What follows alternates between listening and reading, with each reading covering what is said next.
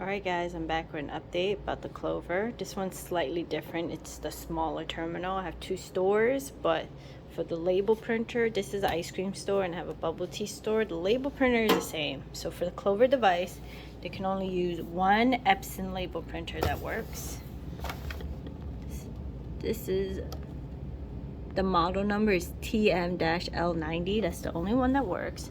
There's normally a back cover, but because this is the only label printer that works with the Clover device, and they were currently out of stock. I had to buy a used one. This used one didn't have a back, but it's still functional. So a lot of people had questions about the actual labels themselves that fit in here. So I ordered this brand. I guess the size I ordered is the 2 1/4 times 1 1/4 inch. It has to be the thermal label, or else it won't print. So the label printer itself has two parts. You can take this part down too. So what this does is this function has a little tab that you can move back and forth, which is it either separates the sticker from the label, which is this setting, or it just prints out, which is this setting, and then you remove it yourself, which is the option I like better, because if you have multiple orders and you want it to unstick itself, they will just all stick together and then you have a giant hot mess. This also does need to get cleaned. I mean, I got this used, so it's really dusty and dirty.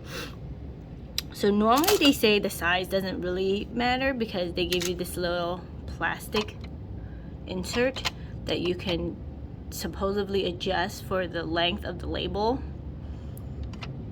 But I've tried to adjust it and you have to like break off the little plastic tabs.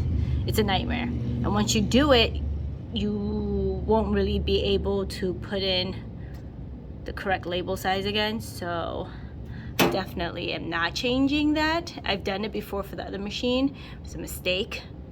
So you can at your own risk. It comes with like little tabs here that you can pop off. But this really just keeps it like tight, so that it's perfect for the size label. So I think that's all the questions I had, follow-up questions I've received for the label printer, which label and what specific label printer goes with the Clover device. So this device, not like the one next door that has the fingerprint. This one had to put a code in. So once your code is in, you can go into your settings, your setup, and then it's under label printers.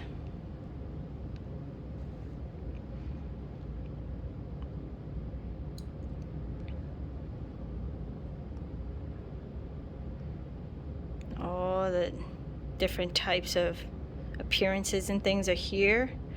And for this smaller machine, the receipt paper is in the back, and I think it's pretty average, the receipt paper for that one. It's just the regular small little rolls, and it also has to be thermal paper.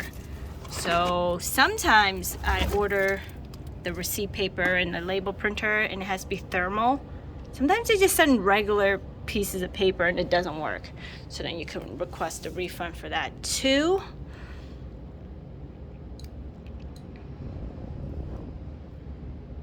And that's it for the label printer questions for Clover. If anyone has any more follow-up questions, I'll make a new video to go over how to set it up. So honestly, what I learned from the second round is you really just need to plug it into the little white brick that comes with the Clover device. This guy. You just plug it in and it works.